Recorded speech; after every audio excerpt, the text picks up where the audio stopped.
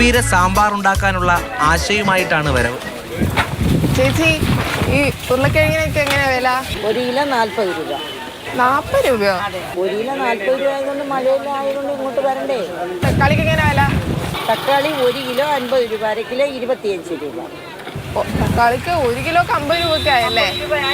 മഴ ആയിപ്പോയാൽ ഇങ്ങനെയുള്ള വള്ളിയിലുള്ള സാധനങ്ങളെല്ലാം എല്ലാം വില കൂടിയേ വരുള്ളൂ. തക്കാളി മാത്രമല്ല, പാവയ്ക്ക, ഗോവയ്ക്ക, പടവലം ഇങ്ങനെയൊക്കെയുള്ള സാധനങ്ങളെല്ലാം വില കൂടിയേ വരുള്ളൂ. വെള്ളരി ഏറ്റവും കൂടുതലായിട്ട് ചീത്തയായി പോകുന്ന തക്കാളിയാണ്. അത് ഏറ്റവും വിലയും കൂടി വരും.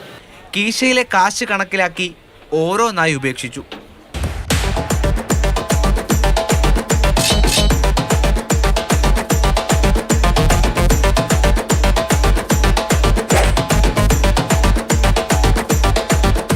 മലക്കറിക്കൂട്ട് കിറ്റായി വാങ്ങിയാലും മുതലാകില്ല.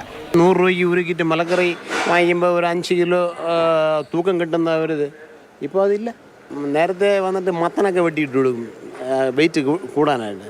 ഇപ്പോൾ അത് മത്തൻ പോലും ഇപ്പോൾ 40 രൂപയാണ് 1 കിലോ മത്തൻ്റെ വില. സവാളക്ക് എങ്ങനെയാ? 4 കിലോ 100 രൂപ. അപ്പൊ ഇത് ലാഭമായല്ലോ. ഇനിയിപ്പോ ഇതെടുക്കലേ നിവർത്തിയുള്ളൂ. എന്നൊരു 1/2 കിലോ എടുത്ത് വെച്ച്. കൂട്ടത്തിൽ അല്പം മയമുള്ളത് സവാളയ്ക്ക്. ഒടുവിൽ ഉള്ളി സാമ്പാറിലേക്ക് ആഗ്രഹമെത്തിച്ചു. വിലയേറിയാൽ ഇതുപോലെ പദ്ധതികൾ പാളും. സാമ്പാർ കിട്ടും, ആഗ്രഹത്തിലുള്ള സാമ്പാറല്ല, പേരിനൊരു സാമ്പാർ.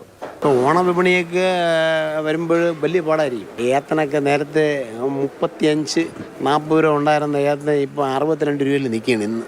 വില കുറഞ്ഞില്ലെങ്കിൽ തീന്മേശയിൽ പച്ചക്കറികളുടെ അളവ് കുറയും. അക്ഷരയ്ക്കും രാകേഷിനുമൊപ്പം രാഹുൽ ജി നാഥ്, മാതൃഭൂമി ന്യൂസ്, തിരുവനന്തപുരം.